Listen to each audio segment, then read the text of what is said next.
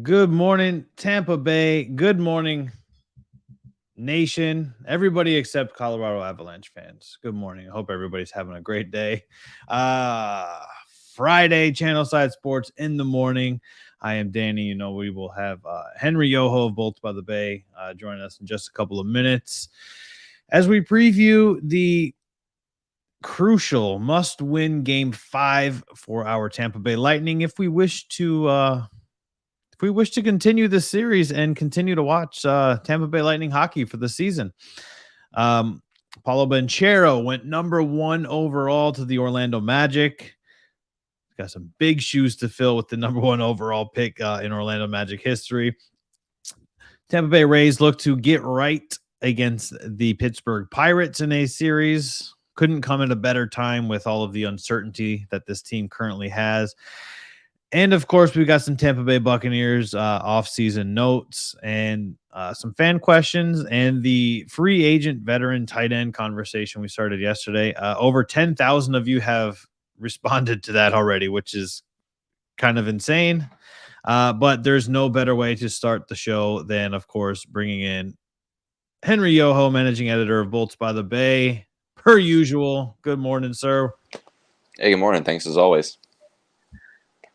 Man, this is a crucial game tonight. This is the most important game that the Lightning have arguably played in this 3-year stretch because they've never been down. They've never been in the whole 3-1 in the Stanley Cup. And before we even talk about that, people are still talking about the too many men penalty or the non-penalty. And we know it's going to be a talking point for a long time, probably throughout the entire offseason, into the meetings. It happened. There's nothing that we can do about it. Does it suck? Yeah, it sucks. Is it unfortunate? Yes, it's unfortunate, but you can't hang on to it. That's you and I've talked about this ad nauseum yesterday off air. It's something that we can talk about as fans, but we have to realize that there's no rule against it. It's not a reviewable play. Was it bang bang, Henry? Probably not. It wasn't. When you're 40 plus feet away, it's not a bang bang play. There's definitely enough time to see it, to make the call, especially when the guy that came on the ice was the extra man that took the puck and scored the goal. But it is what it is. Yeah, for sure. Yeah, that's sports. I think most reasonable people believe that there was a call missed, but that's just the nature of things when you have human beings out there. The game is so fast and it's hard to catch everything out there, and it is what it is. For me, it's certainly it was a missed call for sure, and it's something that is going to be talked about for years. It's when it's on this when it's on this stage, that's how the conversation starts, and those are the sorts of moments you remember and how rules get changed for the future. I'm not sure exactly how you change the rules going forward for a situation like this, but ultimately, it doesn't do a whole lot for me because I feel like it didn't really decide the game. Ultimately, sure, it was the game-winning goal, but Colorado, they were going to get one way or another. It was only a matter of time.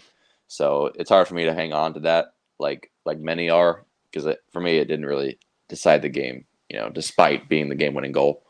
Yeah, I think that if we're talking about Colorado's first goal, right, and that was the first goal of that game, Mm-hmm. I think that talking point is already gone. I think that it's it'd be fun to poke fun at Avalanche fans, or Avalanche fans poking fun about us with the Islanders last year.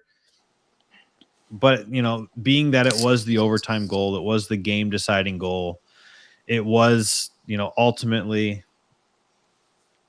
what could be a series defining goal. I think what we're looking at, though, is if the Lightning do not want to be a talking point for this reason, win.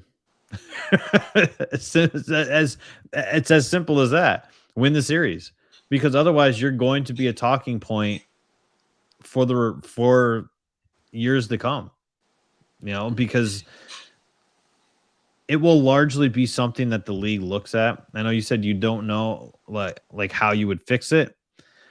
I don't have a solid answer, but I think you would kind of look to the NFL to how they review scoring plays like that. Mm-hmm.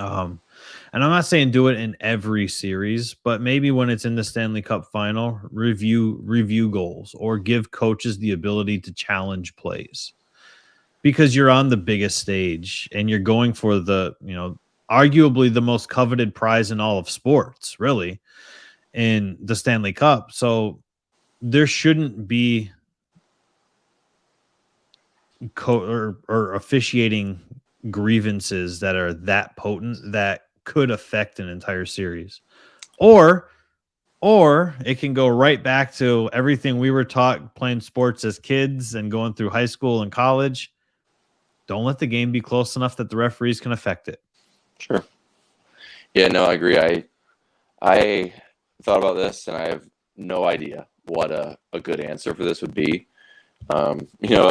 We have in hockey we've began reviewing so much, and the reviews can sometimes slow the game down so much. Like we saw like in Game 4 against Florida, the Lightning had 2 goals reviewed, and I felt like they had 15 minutes worth of the game was during replays and stuff, and that's one of the beautiful things about hockey is the pace and the speed and the constant action. And whenever you bring in more and more replay, you kind of lose that. But ultimately, everyone wants to get the call right. So I'm not really sure what the answer is on this. Everyone seems to believe that something was missed here, though.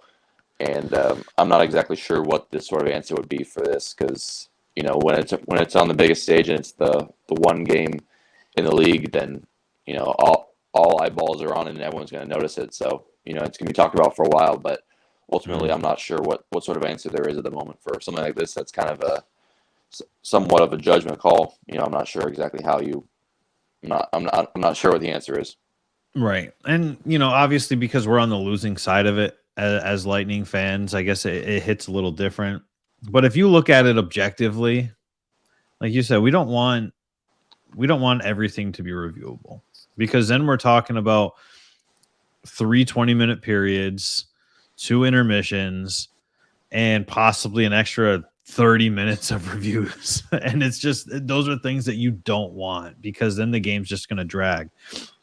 For me, that's one of the things that's exciting about soccer, is that there's no commercials. So as soon as there's the opening toss for soccer, I mean, you're going all the way through until intermission or until halftime.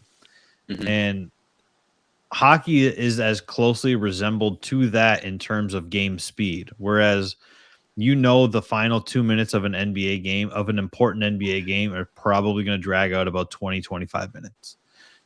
Same thing goes with the NFL. I mean, the NFL already has too many commercials as it is. And now you add the coaches' challenges on top of that. You add the reviewable plays on top of that.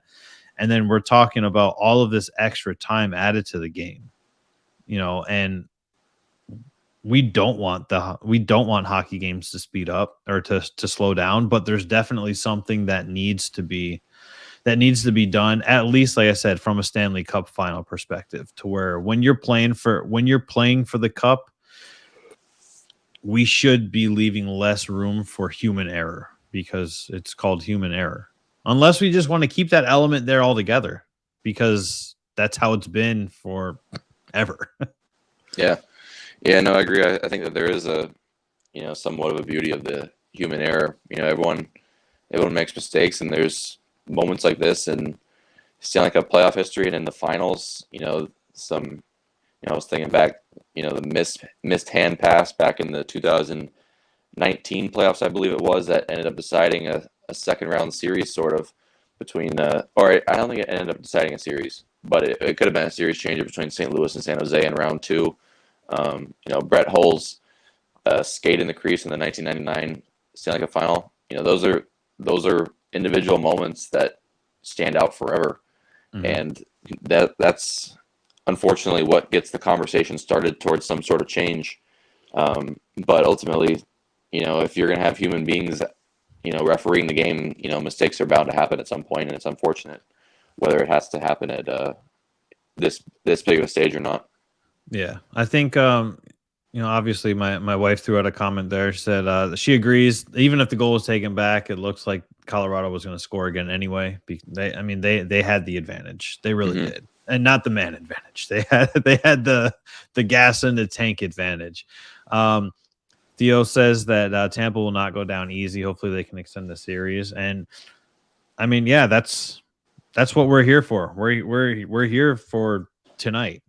John Cooper said it the best yesterday. Like, the best thing about today is that it's not yesterday. The best thing is, we've got game 5 ahead of us. There is no game 6. There is no game 7. There is only game 5. Because if you don't win game 5, there for sure is not a game 6 or a game 7. So what are we looking at? What do you think we're looking at for tonight to ensure that there is a game 6 on Sunday at Amalie?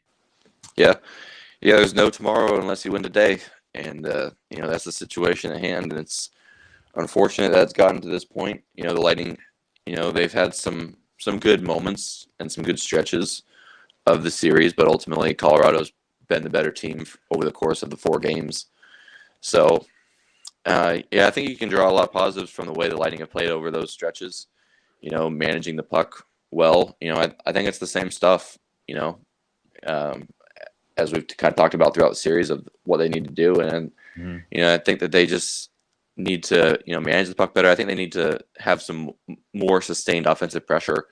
I feel like the Lightning did have a lot of shots in game 4, but I feel like the pressure wasn't real sustained. It was a lot of one and done chances. And, in game 3, I believe it was, they had a ton more, shot after shot, more sustained pressure, creating turnovers and bringing the action to Colorado. And I feel like that's something they'll need more of today. And, a big thing to look at will be how they handle the first 10 minutes. They're definitely going to have to weather the storm a bit in those first 10 minutes because this team, they always start well, not just in this final alone, but they just always come out flying, especially at home. The Lightning have seen it in, the first 2 games, they were down 2-0. It seemed by the time the 10-minute mark came. And so they always come out flying, and with the cup in the building, you can expect it to come out even harder, with everything that's on the line. So the energy is going to be huge for them building off the home crowd. So those opening 2 minutes are going to be big for me to see how the rest of the game will go. Yeah, I think the Avalanche they'll obviously have nerves coming into tonight because when you don't have much cup experience on your team, it's going to play a factor. But I also think that will not only be what powers them, but what also can kind of unnerve them to where they may start playing a little sloppy. There's a difference between playing with urgency and composure and playing with sloppy urgency.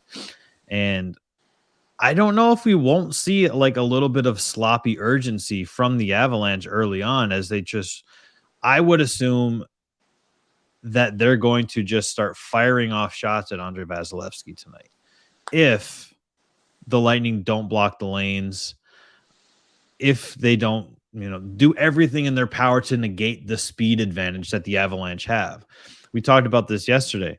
You were doing those lofted clears in even strength 5-on-5. They were not landing to become icing. They were landing in the neutral zone. They're landing just on the other side of the blue line. But you were having to utilize extra energy so you could go back, so you could retrieve the puck, and then you could try to advance it into Tampa Bay's defensive zone. That strategy worked until they got away from it. It wasn't that the strategy worked and then Colorado figured it out. It was the strategy worked and then they just said, okay, yeah, we're done doing this. For whatever reason that was. And I think you have to go back to doing everything you can to hide the advantages that Colorado does have over top of you. Mm-hmm.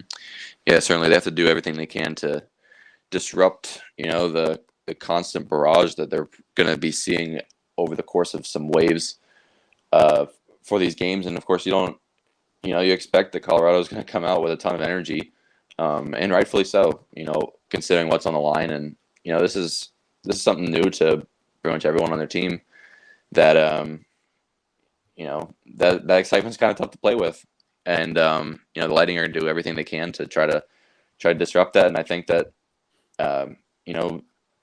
trying to slow them down and keep the pucks out of the dangerous areas is where they have to start with. And as long as they don't beat themselves, Andrei Vasilevsky back there is always going to give them a chance. So I think as long as they're not as long as they're not giving the puck away and kind of feeling the opportunities for Colorado, I think that they'll be right there in the end, because they're good enough, and they're going to come out with their best effort. The Lightning are going to come out with their best effort of the series, and you can expect their best game for sure, and you can expect the best game from the big goaltender back there too. Yeah, I think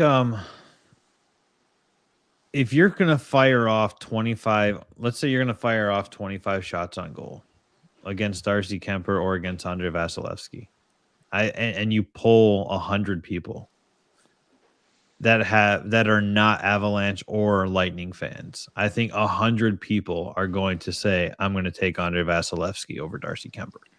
And that says a lot about how good Vazzy is in the playoffs, but that also says a lot about how much more of an advantage they do have, even if Darcy Kemper does play a great game like he did in Game 4. But you've got to help. You have to help Vazzy. You can't allow all of these, especially you can't let something like Game 2 happen where you just fall flat on your face and just leave him hanging out to dry like he's a sheet on the clothesline. Yeah, no, for sure. If any game or the series as a whole turned into a goaltending duel, then the Lightning are going to win that all day, no matter what. And Vasilevsky was the better goaltender in Game 4, I believe, and I think most people would say that as well. And Kemper didn't have to be great, but he had to make the saves that he needed to, and he made all of those. So at this point, that's all he needed to do. And if it came down to a goaltending duel, then the Lightning will probably take that game all day. Yeah, I don't think there's a question about it. I don't think anybody can really have nobody could look you straight in the eyes and say, yeah, I think it's going to be a Darcy Kemper night. It could be a Nathan McKinnon night. It could be a Cale Makar night, but it's never going to be a Darcy Kemper over Andrei Vasilevsky night. That's just, I don't believe that. And you can point out the 7 goals, but we talked about it before. It was basic. It was 3 of the goals were probably on Vazzy in that game too, and then the other 4 were turnovers in their own defensive zone, not being able to clear the puck. I don't know how many more times I can say it. My dad used to say this to me all the time when we used to watch Red Wings games when I was growing up, is bad things are going to happen if you don't clear the puck. Just clear the puck. If you got to take an icing, but clear the puck. Just win it on the faceoff. That's the reset, regroup, let any sort of momentum from that particular shift, let it just die out, start all over from scratch again. Yeah, I think that especially goes for the penalty kill as well. I felt like that first power play that Colorado got, the Lightning penalty kill was doing fine, limiting the shooting lanes and the opportunities, but they just couldn't get the clear, because that Colorado power play they're very good at snapping it around, but they don't get it real quick. Their game is kind of breaking down the penalty killers and getting it a little bit later on in the power play. And if I was saying, you just got to get one clear, and I think on that first power play where they ended up scoring, McDonough had a chance to clear, but he was gassed at that point, and he threw it off the boards, and it didn't have enough on it to get out of the blue line, and so that's how they ended up getting the first goal. So you talk about clearing the puck so much, and you got to get some clears on the penalty kill for sure against red hot Avalanche power play to begin with. Yeah, you got to clean it up, because we've shown the inability to stop the Colorado power play. They're 50%. When you're 50% on the power play, is that the number in the series? Yeah. Good Yeah. things are going to happen. Good things are Yeah. going to happen to you. No, it felt like they were scoring every time, and you could point to a number of different things over the course of the series, but this is one of the biggest ones for me. Their power play is going, and the Lightning's isn't. And in game 2 or game 4, I believe Colorado's power play was 1 for 2, and the Lightning's was 0 for 2. That's the 1 goal difference. That was sure it was the first goal of the game, not the game winner, but they won by 1, and they got 1 more power play goal. So the Lightning power play is kind of dried up, and here we are. Yeah. I mean, we saw firsthand in the second round when the Lightning and the Panthers played how you need the power play. You like if you can't utilize the man advantage, then you're putting yourself in a hole already. You have to be able to utilize that man advantage, and that was arguably why the Panthers were swept. Had they been able to score on the power play, they could have at least won 1 game in that series. Like they could have lost the series 4-1, but they didn't because of their inability to be effective on the power play. So the Lightning need to figure out how to take advantage of the power play. One thing that I notice is a lot of times they, for a lack of better terms, they try to get too cute with the puck. And what I mean by that is they try to pass it too much. How many times have we seen open lanes on a power play where a guy's like, I'm not going to shoot it. I would rather just pass it and make the extra pass. Because there is such a thing as, you made 1 pass too many. In basketball and hockey, like that's a legitimate thing. So I don't know if it's uncertainty or if, they're looking and saying, okay, I think if based off of body language, based off of weight shifts on skates, if I make this extra pass, he could pass it back to me and somebody could possibly, get a better shot. But I mean, we just said this. Fire away on Darcy Kemper. Make him have to strap the Avalanche team to his back tonight. Fire away on him and see if he is up to the challenge of taking all of these shots, an onslaught of shots from the Tampa Bay Lightning. Yeah, that's been a thing that's kind of been a theme for these Lightning group of players for a few years. They have a tendency sometimes to overpass, and but a lot of times it works for them because at times they look like the Harlem Globetrotters out there, and that's just part of having such a high skill level, and it hasn't really worked out the way that they would hope late in the playoffs. The power play has gone cold really since the third round began, and I think that I would like to see, of course everyone wants to see them shoot more, but I would like to see the puck move the puck a little faster. Sometimes it's often very predictable, the way that they're going. And I think if they sped it up, at least it would just give some sort of different look to try to get the people moving around in a different way. And of course, everyone wants to shoot more, but I think that moving the puck a little faster will try to get the guys moving around a little bit more. It's just something different because it's kind of been the same thing over and over. And of course, without one of your most important guys point in there, they've tried moving Stamkos into that spot, and I think changing it up's a good idea just to get something, try to change, even if guys aren't in their more natural positions. Yeah, they definitely, and they need to get Stamkos going in terms of scoring as well.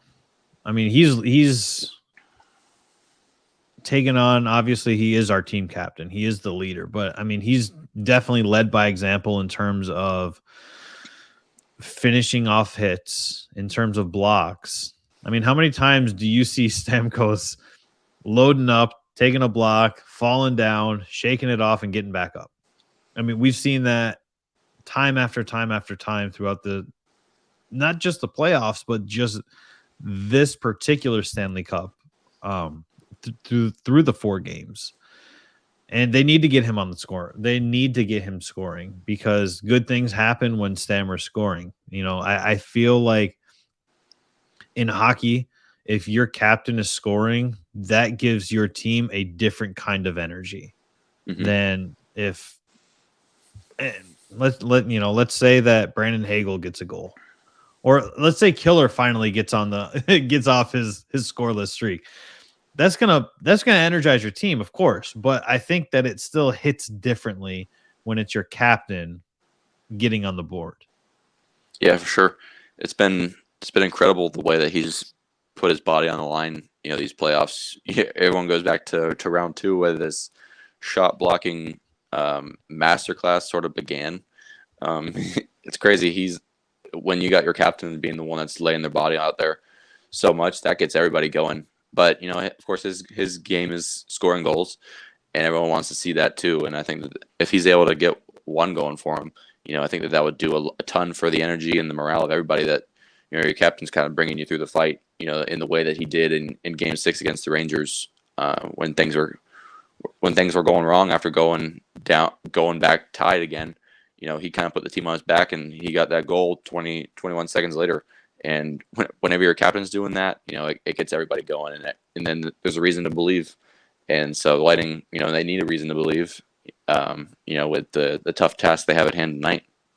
Yeah, and we just talked about how Stamkos strapping the team to his back, being the ideal captain that you want on your team in these types of situations. He's leading the team in hits right now too.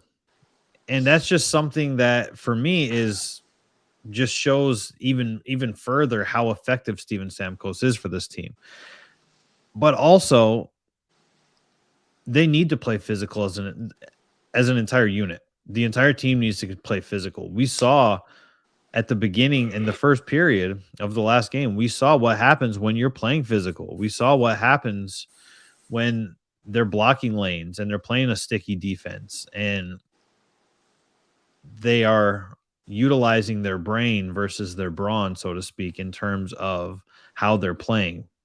But when you're playing physical hockey, the Avalanche showed in the first period that they didn't have an answer for it, because that's not the true style that we see from this Tampa Bay Lightning team.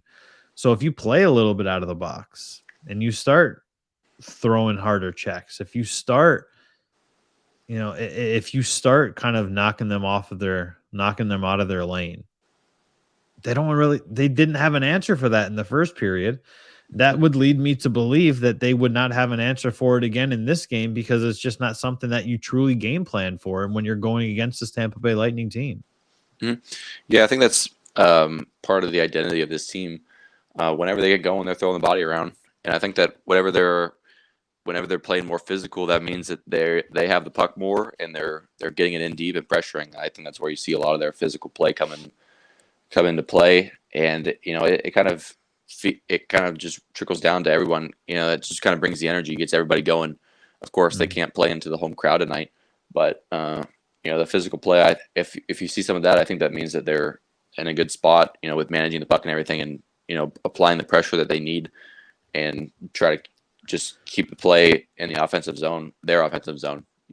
That's the biggest thing for me, is just having more sustained pressure, and because they didn't have enough of that late on in Game 4, whenever like we said, the legs were kind of giving out on them towards the end. Roxy wants to know when We Want the Cup chant breaks out in Denver. I think they're already going in their sleep. It's already going. Yeah. They woke up. That was the alarm for a lot of people out in Denver. That's the alarm sound on their phone. We Want the Cup chant. Yeah, and rightfully so. That's an unbelievable feeling. The Lightning have been there the last 2 years. Like last year, I was lucky enough to go to Game 5, the cup clinching game, with my dad, and that's something you dream about. This is what you live for as a fan. Yep. It doesn't get any bigger, and this it's so exciting to be a part of. For something like that in your hometown, and this is it. It doesn't get any bigger, so they should be excited, and rightfully so. Yeah, I mean, it's been such a long time for them too. I feel like some of our Lightning fan base takes it for granted, because we've been there. We've been there twice in a row, 3 times in total, going for a 4th cup. Like I feel like a lot of our fan base does take that for granted. Certainly. Because we've been good, even though we haven't won the cup, through obviously I'm not talking about this last 2-year run, but the Lightning have been a solid team before that. You know what I mean? The Oh yeah. Avalanche had, it's taken them 20 seasons to just reach the amount of playoff wins that Andre Vasilevsky has had since 2014. Mm-hmm. You know, so I look at that and go, okay, yeah, like kudos to the fans of the Avalanche. If the Avalanche do end up coming out on top, you guys deserve it. And yeah, like you said, it's a great feeling if you're a fan. Yeah. Yeah, no, it's not normal to get to this point in the season so often. You know, of course they've been to the final 3 years in a row and they won 2 of them. But before that, they were 2015, they were in the final. 2016, the next year, they were in the East final again, 1 win away from going back. 2018, they were 1 win away from going back to the final again. It's not normal to get to this point. That's why you have to cherish, these experiences forever, just because it's not normal. And it's been 20 years for Colorado, and they, like every other franchise, has had lean years in between. You build a foundation of a team, through the draft. Nathan McKinnon, first overall pick. That means that you had some bad years before that. And 20 years, it's a long time, but it's not as long as a lot of other franchises still. Look at Buffalo. They went to the final in 1999. You never know when you're going to get back, and things have bottomed out there. And there are franchises, fans who wait their entire lives to get to this point. And even if they make it this far, you don't know that they're going to see it happen. The Rangers, they won in 1994, and it had been like 50 years since they won. And the time since then, they've only made it back once, and they only won 1 game. You never know when you're going to get back here. It's hard. The season's so long, and this league has got a lot of parity in it, and you never know when you're going to make it this far. It's never anyone's birthright to get to this level. And the way the Lightning have played it, it almost makes it feel sort of normal to get to this point, and it's anything but normal. Yeah, it's in my opinion, it's probably the most difficult sport to have a sustained success in. Because even like, it's weird, even your good players can have bad games more often than you would see, like in football. You know what I mean? Like Mike Evans can have a bad game, but Mike Evans having a bad game means he dropped a pass, because he doesn't drop passes regularly. You can have a Steven Stamkos bad game, and you can have them more often than you would have them in football. And I guess that's, obviously because you have a bigger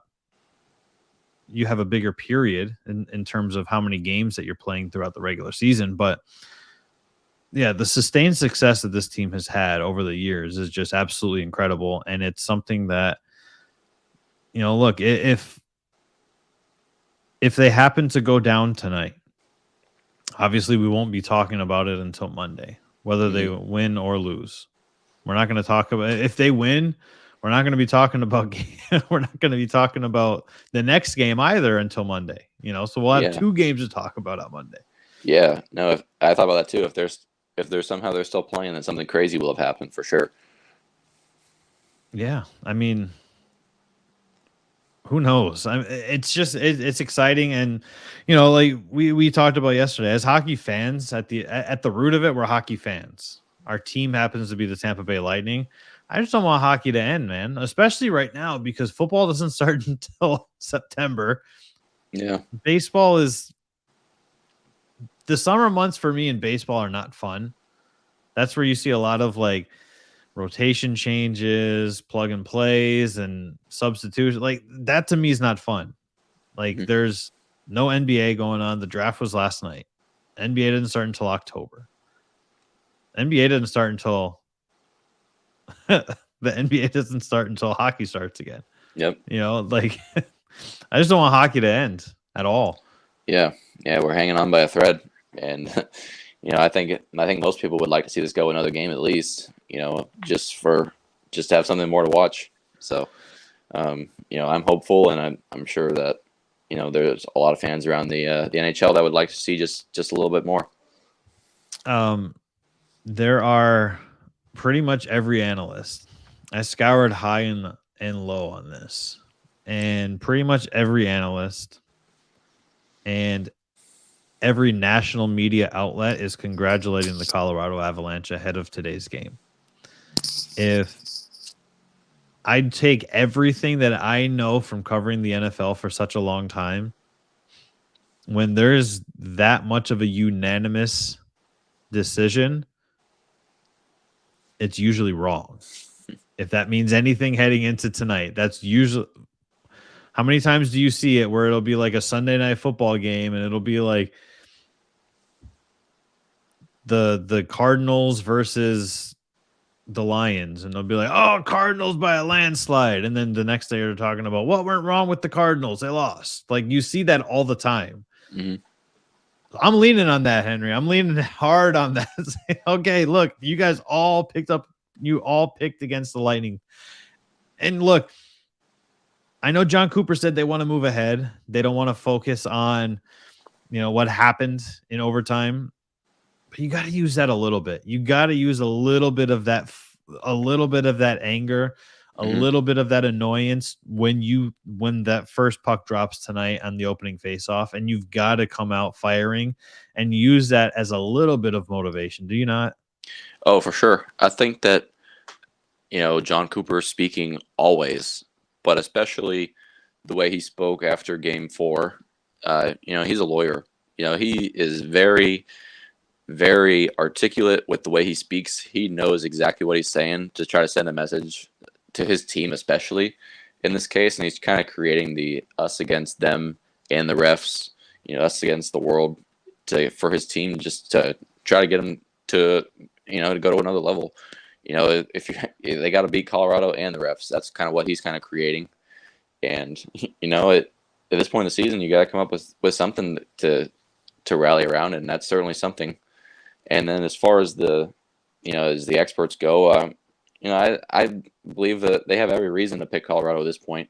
There's so many signs to believe that they're better in every aspect of the game, and to believe that the Lightning are dead. They've been counted out time and time again this playoffs alone. And, I'm never going to be the one to pick against them, because until you see them go down, why would you believe that they're not going to keep standing? Yeah, this isn't like an Orlando Magic team that's rebuilding, where you're going, well, maybe they're going to be okay. Things didn't work out last night. Here's the reasons why. Like, when the Lightning lose, it's like, damn, like, they lost, and you don't expect the Lightning to lose, because they've just built that winning foundation and that winning culture to where you can have a Stanley Cup or bust mentality with this team. Mm-hmm. Yeah, you just almost always expect them to win. Even in Game 4, when they were getting completely caved in the overtime, I was like, I don't know how it's going to happen, but somehow they're going to win. And that's how it felt in the overtime in Game 6 against Toronto. They were, getting outshot, outchanced, everything in the overtime, and it felt like somehow you just knew that they were going to win.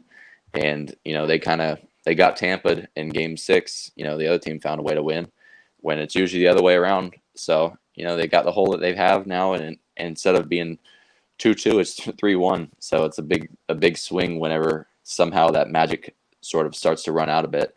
But we'll see. I certainly believe that they've got another answer in them. Nikita Kucherov says that Andrei Vasilevsky is like Wayne Gretzky, but in the net. Can a compliment get any better than that? Yeah, no. It's always funny hearing something like that come out of him, just because you don't hear a whole lot, especially in the media. But it's certainly true. He's the best there is right now.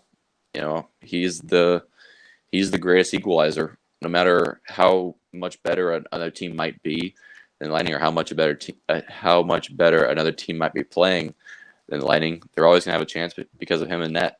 And everyone wants to talk. There's been so much conversation that, of course, around the Lightning potentially being done and why they need to rebuild. Like, they still got the best goalie, so they're always gonna have a chance with him and the core that they have. And if you got that for the foundation of your team, I believe that you're always gonna be a contender. Trump said he's not ready to shave off his playoff beard tonight. I'm not ready to shave mine off yet either. I haven't. I'm 36 and I haven't not had a beard since I was 18. So half my life I have had a beard. I don't know what I would look like, but I do this now, so I'm not willing to chance that. Regardless. But yeah, for those of you that are growing that have grown your playoff beards, let's keep those on for another couple days, shall we? Let's harness, the bearded brothers. Let's harness together. Sorry, Henry, you're not included in this part. But, I can't be imparted. Let's band it together. Let's channel our energy like Captain Planet did, and kind of just hone in all of our energy for a Bolts win tonight. Yeah. No, there's every reason to believe, and if it doesn't go, then so be it. I think we're all going down with the ship together. So. Yep. And that's the best thing about this fan base is, yeah, you've got your negative Nancy's to where, Vazzy let in 8 goals in game 2. He sucks. He's overrated. And you're like, all right, yeah, it's one game out of 64 playoff wins. One game he let in a lot of goals, and it wasn't even all on him. But this fan base is just so different than any other fan base. It really is, to where everybody's together. It's a unified front. I'm going to talk about a little bit later about the veteran tight end conversation we started yesterday. Henry, when I tell you literally over 10,000 people at this point now, I just refreshed it. It's at 10,485 people have commented. And they're just going at each other. Yo, you're an idiot. You don't know this. We don't have that in the Tampa Bay Lightning fan base. And that's unless you're on Twitter, but Twitter's a totally different story. But yeah, we don't have that. And that's the beauty of this fan base with the Tampa Bay Lightning. Yeah, no, I believe for pretty much anything, but especially sports, Twitter is not really an accurate representation of the real feelings that people have. And it's special the way that everyone can get behind this team. And when you've got 2 winners in a row, it creates so much more excitement and positivity. And, I don't think that anyone should have any, feelings of real significant disappointment or anger, if they end up losing. I think you can be so proud of everything that they've accomplished because, they've reached the top of the mountain twice and they've given everything they can possibly give to get back. So, there's nothing left to give. So there's nothing you could feel ill-willed about or angry about for me. So, yep. If the Lightning win tonight, sure. I'm thinking Sunday we try to do something. We'll try to do something special here. Like we'll figure something out. You and I can talk about it off the air, but we'll try to do something to talk about Game 6, to try and hype people up for Game 6 on Sunday. We'll figure something out. But I think that we owe it to ourselves and to the fan base to try and do some sort of rally. I'll reach out to the people that that I regularly communicate with, Greg and things like that, and see what we can do to try and extend the belief and extend the excitement for this Tampa Bay Lightning team.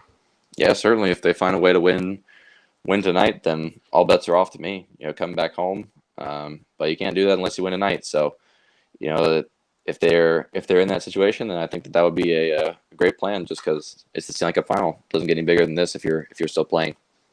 You're absolutely correct. Puck drop is at 8:00. Denver Ball Arena. Let's go Bolts, Henry. As always, I appreciate you jumping in. I mean, you're free to stay if you want to talk about this tight end conversation, but we need to have this conversation because fans are going bananas with it. So we put out a graphic yesterday. Let me pull this bad boy up here, and literally it just says, veteran tight ends available in free agency. And Evan and I touched on this yesterday, which is why I created the graphic, because I wanted to hear what people thought. And holy crap, people have a lot of strong feelings about this, whether it's Jared Cook, Jimmy Graham, Eric Ebron, even Kyle Rudolph. His name has come up a lot. And it's a polarizing conversation. Apparently, if we look at all of the options that the Buccaneers have, they don't necessarily need another tight end, but it's not a bad thing to have depth because your number one tight end is Cameron Brate, who gets injured frequently. Mm-hmm. And that's the thing you got to look out for.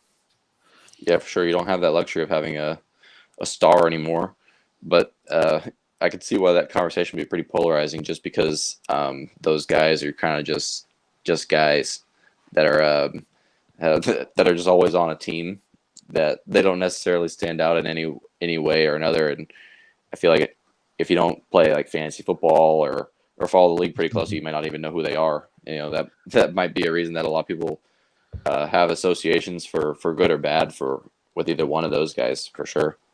Yeah, I mean, the way I looked at it is, for me, if I'm going to sign somebody that can fill a gap, if my number one tight end goes down, and we've got 2 tight ends that were drafted this year, so those are unknown commodities. If you're looking for a solid veteran player, knowing who I have at quarterback, I'm signing Jimmy Graham 3 times over. Because if there's anybody that can get anything, if there's any quarterback that can find anything left in anybody's gas tank, it's going to be Tom Brady. And Jimmy Graham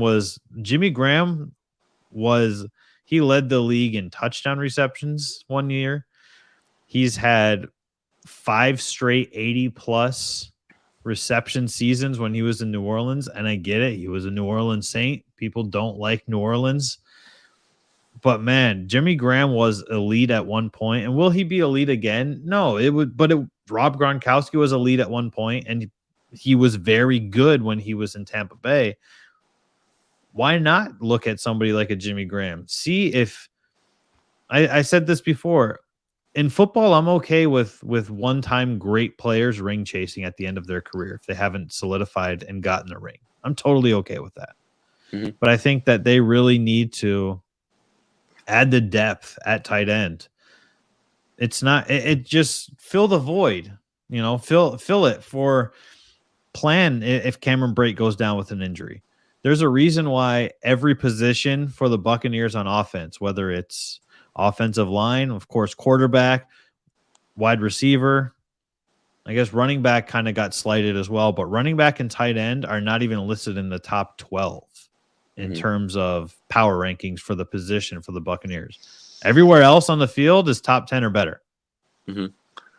Yeah, no, I would certainly look to add something, especially with the quarterback. He loves his tight ends, especially the big tight ends too.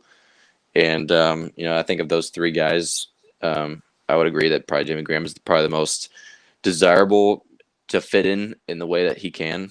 Obviously, you mentioned he's kind of at the end of his career, and I think that there probably is still a little something there. It would be a little bit weird, everyone has the feelings that they do about New Orleans, but I think that there will be something left to give, just because I think that he could fit in to a team. He doesn't have to do too much. Gronk even at times didn't really even have to catch that many passes to be effective. He's a great blocker, and if you're able to contribute in just a small way, I think that would go a long way. I mean, and for the people that are saying, a lot of people are going, well, they're old, we don't want old guys. Yeah. Mercedes Lewis has been in the league since 2006, and the Packers continue to re-sign him at tight end when they could very easily. They've got Robert Tonyan. They could very easily have gone another place, but just because you're at a certain age, like when you're a tight end, you don't need to have a ridiculous 40. You don't need to have that stuff. You need to be able to block. And a tight end is typically going to be a red zone threat. That's what we're looking at. That's why Cameron Brate is behind all of the other options that we put out. Cameron Brate has less yards, less receptions, but he has more touchdowns. Because that's what your tight end should be, is a red zone threat. But it's hard to be a red zone threat if you're not going to be playing. Yeah. Yeah, no, I would agree that the tight ends are the red zone target. It seems like Cameron Brate, it seems like almost every catch that he makes is a touchdown. So, yeah, it's kind of tough to see. Brady loved Gronk because it wasn't just the red zone; it was all over the field. And I'm not sure that you would really get a all over the field sort of threat with any of the options that you have available. But that's not necessarily what you need. Um, I think that if they could just find a way to make it fit, in the best way for this Bucs team and nobody else, then I think that would be something they should certainly look into for sure. And also, if I've got 2 rookie tight ends on my team, do I really want Cameron Brate leading that tight ends room? Or do I want to have a veteran that has been to the top of the mountain? Like Jared Cook has been a fantastic tight end for basically his entire career. He's kind of been a journeyman. Eric Ebron, not necessarily going to be like your locker room leader in terms of like the tight end room, but he's got the highest upside. He dropped a lot of balls when he was in Detroit, went to Indianapolis, had a total resurgence, and looked like a stud. Looked pretty good in Pittsburgh, but he kind of fell by the wayside because he got injured last season, and then people just ultimately forgot about him, as did the Steelers when it came free agency time, as they did not re-sign him. Mm-hmm. Yeah, I think ultimately it would just be good to bring in some sort of additional presence. Yep. I don't think you could necessarily go wrong for a number of reasons, whichever one you go with, just because those are all guys who've been there and done that. And I think that just having more of that is something that would play into a team that's trying to contend right now. Yep. I'm totally there. Mike Golick, of course, this could all just be hearsay, and we could all just be talking about it, to talk about it. Mike Golick doesn't think that that Gronk is going to be retired fully. He's like, he literally said this is a Tom Brady retirement, which I guess that's a coined phrase now. It's a Tom Brady retirement. We'll see if that translates over to other sports. Doesn't buy it. Maybe he comes back in the playoffs if they need him, because they don't necessarily need a tight end, let alone somebody like Rob Gronkowski, who is going to ultimately just push everybody down the pedestal. Because when you bring Gronk back, he's immediately number one. If you sign somebody like Jimmy Graham, he's not going to be your number one. He'll be a very solid number two and possibly push a Cameron Brate, to take over that number one role. I think Cameron Brate has a high upside, right? But he hasn't really been pushed. For the longest time was Cameron Brate and OJ Howard, and OJ Howard could not stay off the injury report when he was in Tampa, which is why he's no longer in Tampa. Yeah. No, it's gone from a Brett Favre retirement to the Brady retirement, and you never know. So that option could be there down the road if the need sort of arises, and I know that the voice of Tom Brady is very influential, so you can always believe that that's going to be in the back of his mind as an option, with the old reliable back there. And he doesn't have to play all, I guess, 17 games now. He doesn't have to play all the games. If he's there as an option later in the season, that's what he would need him for. Gronk has never been healthy over the course of a full season for the most part, especially in recent years. So they have shown that he's not needed every single time. So if they have that in the back of their mind as an option down the road, then that'd be pretty wild. How many seasons in a row do you remember Gronk wearing that huge elbow brace? Yeah, to where and that just shows like he's not been healthy for the longest time. Last season was nice to see him not have to wear that. Yeah, no, his body's been through so much over the years. He's got a lot of mileage, a lot of banging bodies on him, and understandably, just at his size and what it takes to bring him down. So I couldn't tell you the last time he played a full season, and now the season's even longer. So, yep. Somebody just asked me what positional battles I'm looking forward to watching. Probably wide receiver. I would say wide receiver is interesting to me, obviously, and we know that Mike Evans and Chris Godwin are the 1-2. But when you look at that wide receiver 3, You've got Russell Gage, Brashad Perriman, Tyler Johnson, Cyril Grayson, Scotty Miller. You've got all of these really good wide receivers battling it out for that third wide receiver position. I think that's probably what I'm looking forward to the most. What are you looking forward to the most? Yeah, I would say the same thing. Just because this is an offensive, a lot is all offensive team to me. With Brady, they you saw how much they threw the ball last year. It was unbelievable. They were throwing every down, and it was Evans and Godwin are sure, but the third guy, it was Antonio Brown before. That was an unbelievable guy to have as a third guy who came in later.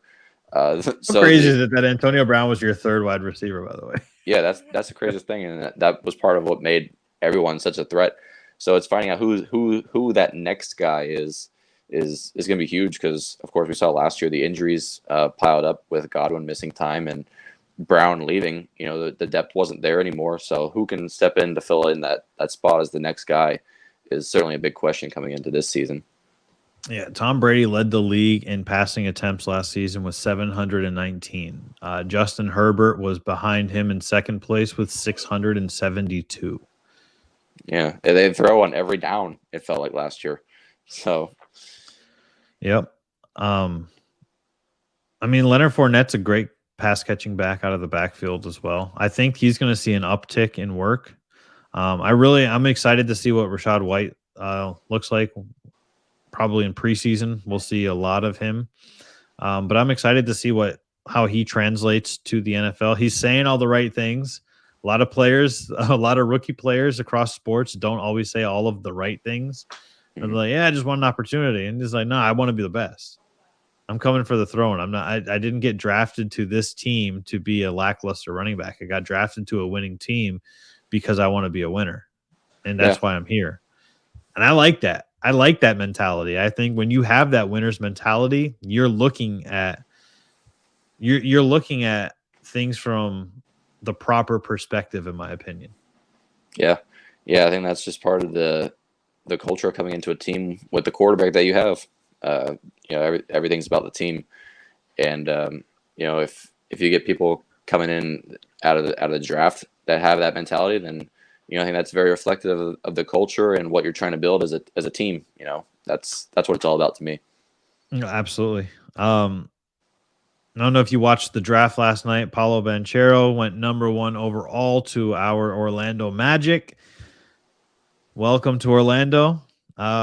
You've got some huge shoes to fill, though, as the number 1 overall pick. When now you're following in the footsteps of Shaq, of Chris Webber, who ultimately turned into being Penny Hardaway when they traded him draft night, and then Dwight Howard. So 3 of 4 are Hall of Famers. I'm sure Penny will be a Hall of Famer at some point. Yeah, you've got some big shoes to fill, buddy. Literally. Which 6'10", 250, obviously out of Duke.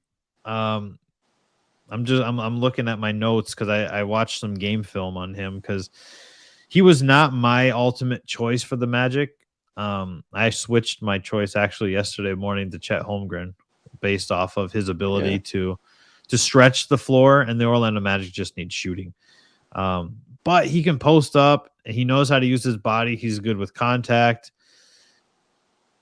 I think he can create a lot of mismatches for the Orlando Magic on offense, which is exactly what they need because they lack a solid scoring threat on offense.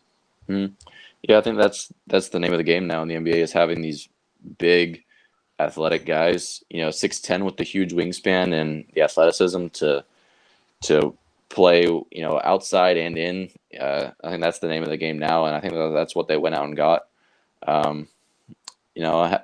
It seems now in the NBA draft, there seems to be a lot more uncertainty. You don't necessarily know what you're going to get, just because that's kind of the nature of the game. I guess partially just the one and done rule. You don't see these guys play a whole lot in college or have a significant impact over a course of years. So sometimes you don't really know what you're going to get at this point. So we'll see how it works out for them.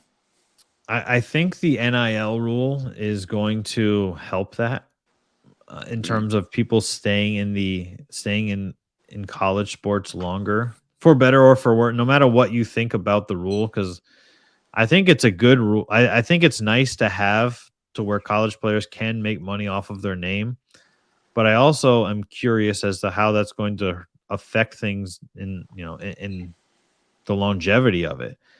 The wide receiver that transferred from Pittsburgh to USC is making more money in NIL deals than every single draft pick that went in the draft 12 or higher. Yeah. So if you got drafted after number 12, even if you were in the first round, but you were picked 21, you're making less money than this college player is now. Yeah. Yeah, no, the NIL rules have completely changed the landscape of college sports forever. And it'll be interesting to see where it will kind of go as we kind of enter the, where it's become normal now, and it's not kind of the Wild West. So it'll be interesting to see how the landscape changes and how that sort of trickles down to the, the desire to go play in the pros, when the attraction there used to be the money, to be able to earn as much as you can as soon as you can. But now that opportunity is sort of there in a similar way in college, it'll be certainly something interesting to follow along for sure. Yeah, I've been like questioning it, like in my own head, is some of these guys are going to make so much more money in college than they ever could in the NFL. And we always talk about how violent the sport of football is. So you're talking about, you could possibly have these players in college making millions of dollars and never worrying about going pro after that. I know the love of the game is a real thing, and no matter what sport you're playing, but I really think that this is going to change the landscape to where the NBA and NFL, namely, are going to have to increase salary caps or do something that's going to entice these players to turn.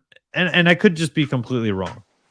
I could be totally wrong on that thought process. But if I'm making $2 million a year and I'm staying in college for 4 years and I'm making $8 million, if I'm not an idiot with my money, I don't even need to think about going to the NFL at that point. I can graduate, I can get a degree. I don't even need to work at that point, because if you're sitting on $8 million and you did the right things with that money, that $8 million should be a hell of a lot more by the time you've graduated school. Yeah, no, as we said before, there's no sort of precedent for what this could do. The thing in football, of course, is, you need to make as much money as you can, as fast as you can, just because, it's very uncertain how long people's careers last. The average career is like 3 or 4 years in the NFL. And, it's to make enough money for a lifetime. And now that you have the opportunity to do that in college, it's certainly a game changer. And, in the NBA, of course, you got one and done, that you don't have that element in college football.